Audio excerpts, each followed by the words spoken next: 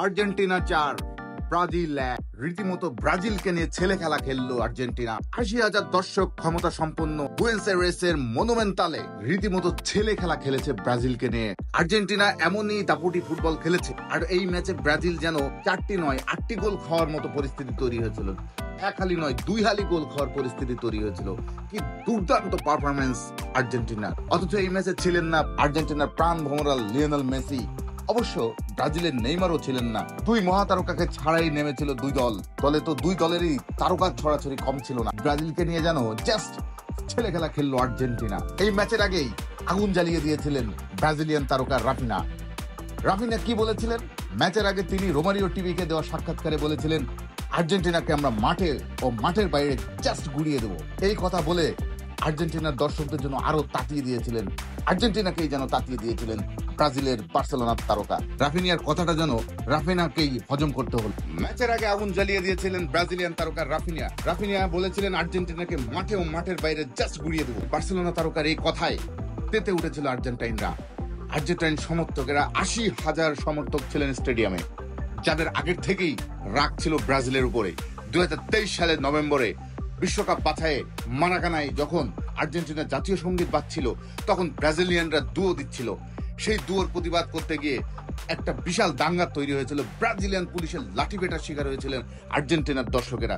সেই আর্জেন্টিনার দর্শকেরা যখন তাদের নিজেদের ঘরের মাঠে পেল ব্রাজিলকে, পুরোটা সময় রাফিনিয়াকে দুয়ো দিয়েছে, জাস্ট দুয়ো দিয়েছে আর্জেন্টিনার দর্শকেরা। আর্জেন্টিনার দর্শকরা খেলেছে স্টেডিয়ামের গ্যালারিতে, আর মাঠে খেলেছে Martinez, Molina, Otamendi, Alexis Mac Allister, Rodrigo De Paul, Enzo Fernandez, Julian আলভারেজরা। কি অসাধারণ একটা ম্যাচ উপহার দিয়েছে। ম্যাচের প্রথমার্ধে ৩-১ গোলে এগিয়ে গিয়েছিল আর্জেন্টিনা। পুরো ম্যাচের যে স্কোর লাইনটা দাঁড়ায় ৪-১। ২০ বছর পর ঘরের মাঠে ব্রাজিলকে হারিয়েছে আর্জেন্টিনা। রেকর্ড আর রেকর্ড। তার চেয়ে বড় কথা, এই ম্যাচ খেলার আগেই আর্জেন্টিনা ২০২৬ বিশ্বকাপ নিশ্চিত হয়ে গেছে। দক্ষিণ আমেরিকার প্রথম দল হিসেবে আর্জেন্টিনা উঠে গেল ২০২৬ বিশ্বকাপে। ব্রাজিল এখন অপেক্ষায়। বিশ্বকাপ বাছাইয়ের যে পয়েন্ট টেবল আমরা দেখছি, ব্রাজিলের অবস্থান এই মুহূর্তে ৪-এ। 14 ম্যাচে তাদের পয়েন্ট ২১, আর আর্জেন্টিনার 14 ম্যাচে পয়েন্ট ৩১।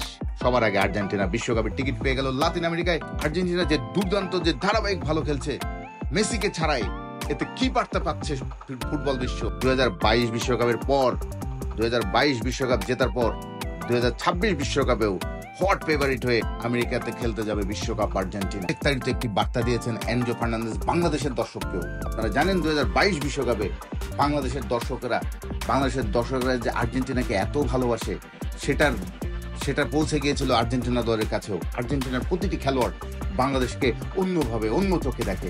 তারা বাংলাদেশকে খুবই পছন্দ করে, বাংলাদেশকে খুবই সম্মান করে, বাংলাদেশের মানুষের আবেগকে তারা অত্যন্ত শ্রদ্ধা করে।